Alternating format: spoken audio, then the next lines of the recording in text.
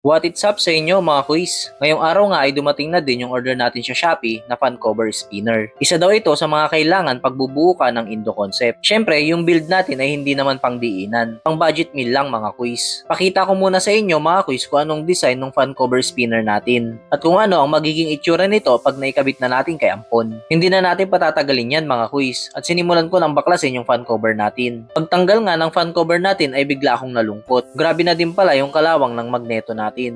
Kailangan na rin natin baklasin to para di na masyadong lumala. Pero yung gantong itsura mga quiz, malala na to eh. Grabe na yung kalawang.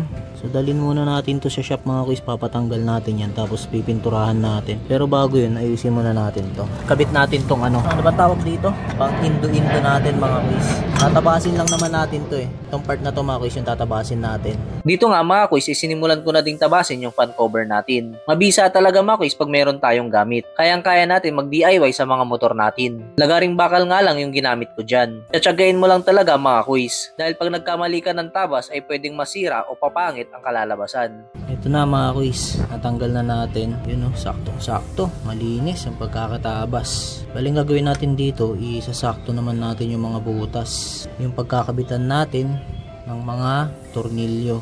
Medyo mahirap siyang tansyahin mga quiz. Sa pagtansya ng butas ay medyo nahihirapan tayo dahil napalaki kasi yung tabas natin. Syempre, gagawa natin ang paraan yan. Yan na mga quiz, bali nabutasan na natin ng isa. So, ang hirap butasan mga quiz. Literal na hindi siya plug and play. Kasi makikita nyo, yan o. Sakto na siya dun sa may pinakabutas na pinagkatan. Pati din dito sa taas. Pero gawan natin ang paraan to mga quiz. Update ko kayo maya maya.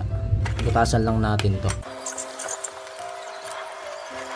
Ito na mga quiz, subukan na natin siyang ikabit. Tapos tingnan natin kung hindi sasayad yung fan. Pagtapos nga natin ikabit mga quiz, ay tinansya ko kung hindi ba sasayad yung mga lock nut sa loob. Sinubukan ko naman siyang panda rin para makasigurado na wala talagang sasabit sa loob. Pagtapos matesting, ilagay na natin ang mga screws at tornilyo at rekta na tayo sa shop mga quiz. Alright, nandito na tayo sa shop mga quiz. Pakita ko din sa inyo tindigan ni Ampon. Yan na yung tindigan ni Ampon mga quiz. Napalitan na din natin ng ng front fender ng Honda Click. Nakabitan na din natin itong fan cover na spinner. Ang kailangan na lang natin mga quiz yung nandito sa likod.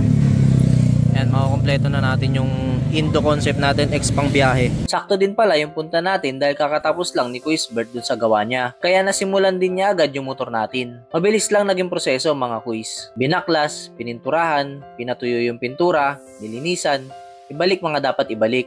At yun mga quiz, tapos na agad. At syempre hanggang dito na lang muna yung video natin mga quiz. Ride safe always mga quiz and see you on the next one. Peace out!